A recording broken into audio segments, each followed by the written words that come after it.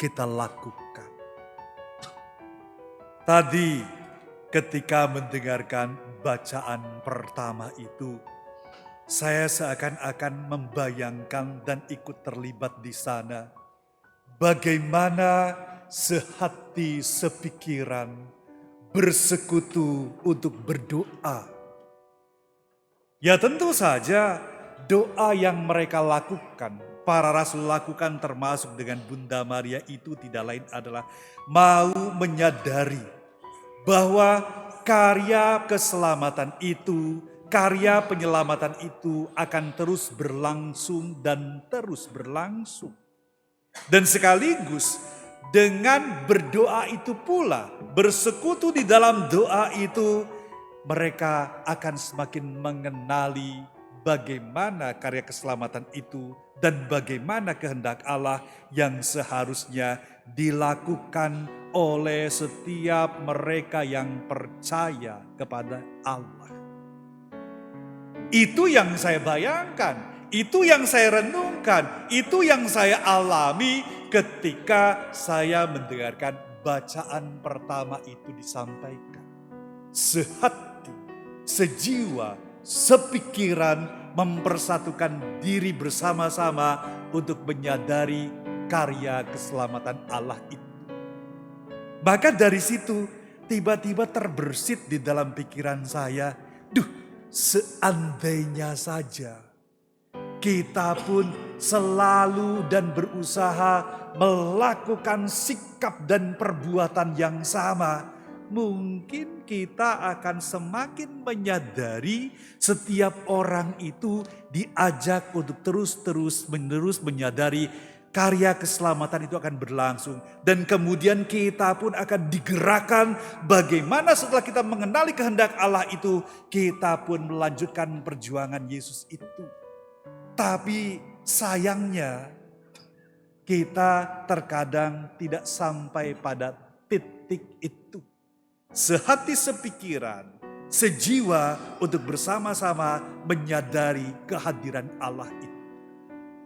Coba saja, kita yang hadir di sini, apakah sepenuhnya sudah mempersatukan hati, pikiran bersama-sama untuk memuliakan Allah di dalam doa atau tidak?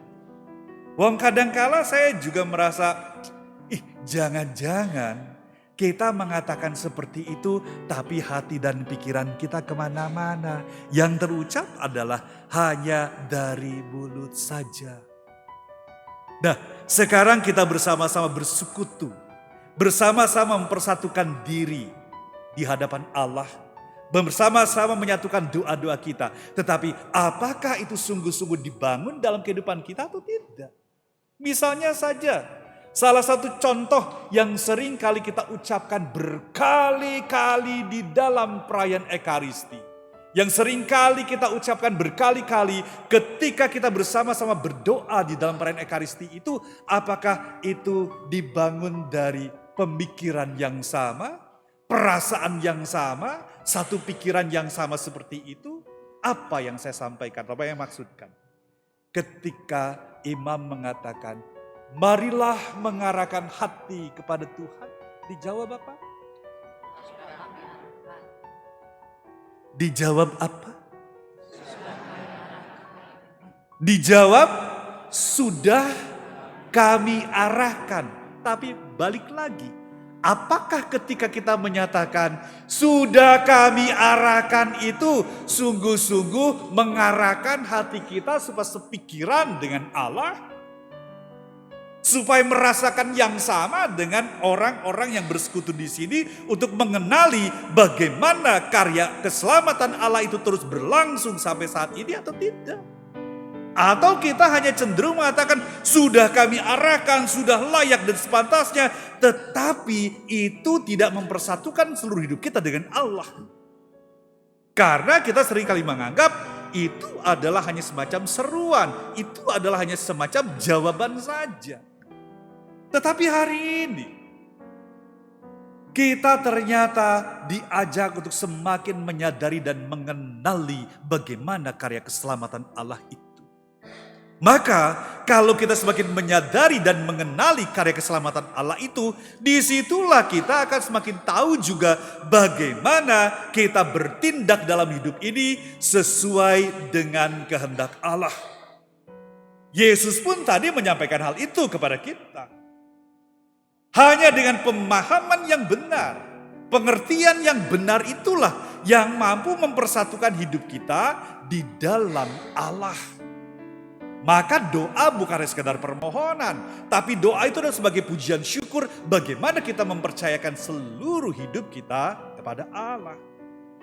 Kalau pemikiran dan pemahaman kita belum seutuhnya benar, karena seringkali kita betapa susahnya mempersatukan hidup kita dengan Allah, lama-lama atau lambat laun justru bukan kuasa dan kehendak Allah yang menguasai kehidupan kita. Tetapi nilai-nilai yang tidak baik, hal-hal yang tidak baik itulah yang seringkali menguasai hidup kita. Bagaimana mungkin kalau hal-hal yang tidak baik begitu menguasai kehidupan kita, kita akan menjadi saksi-saksi Kristus yang akan semakin mewartakan bagaimana karya keselamatan Allah itu. Itulah sebabnya kalau tadi di dalam pesannya Hari Komunikasi Sedunia ke-60 ini, Paus Leo ke-14 mengatakan menjaga suara dan wajah manusia. Berarti di situ apa? Menjaga suara kenabian kita. Menjaga wajah yang menjadi wajah Allah. Karena kita tidak lain adalah serupa dengan Allah, secitra dengan Allah. Jadi dalam hidup kita bagaimana kita menyuarakan kebenaran itu. Bukan menyuarakan yang sering kali sekarang tampil dengan sangat gagah perkasa. Menguasai kehidupan manusia tidak lain adalah hoax itu. Berita-berita yang gak benar itu seakan-akan menjadi hal yang begitu menguasai kita. Mengapa kita dikuasai oleh hal yang tidak baik seperti itu? Mengapa kita tidak menjaga suara Allah dalam kehidupan kita, suara kebenaran dalam kehidupan kita? Karena kita sendiri betapa susahnya mempersatukan hidup kita untuk menyadari kehendak Allah dan karya Allah dalam kehidupan kita.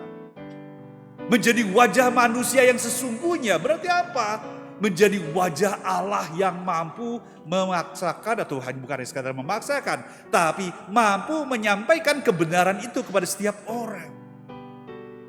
Hanya dengan cara seperti itulah kita bisa mengkomunikasikan hidup kita dengan sungguh-sungguh. Kalau dalam setiap saat, setiap waktu, kebenaran itu menjadi dasar kehidupan kita. Kalau setiap saat, setiap waktu, kehendak Allah itulah yang menguasai kehidupan kita. Bukan hal yang tidak baik itu. Dan zaman sekarang ternyata kita nyaman dengan hidup yang tidak baik.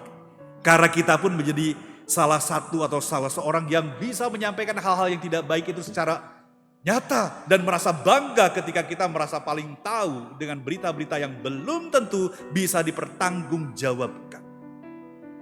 Oleh karena itu pada Hari Komunikasi Sedunia ke-60 ini, seruan dari Paus Leo ke-14 ini seharusnya menyadarkan kita untuk semakin mengenali karya keselamatan Allah, untuk semakin mengenali kehendak Allah, supaya kita tetap menjaga suara kenabian kita, suara kebenaran kita, dan menjaga wajah manusia kita secitra dengan Allah yang ingin dan selalu membagikan kasih setianya kepada siapapun.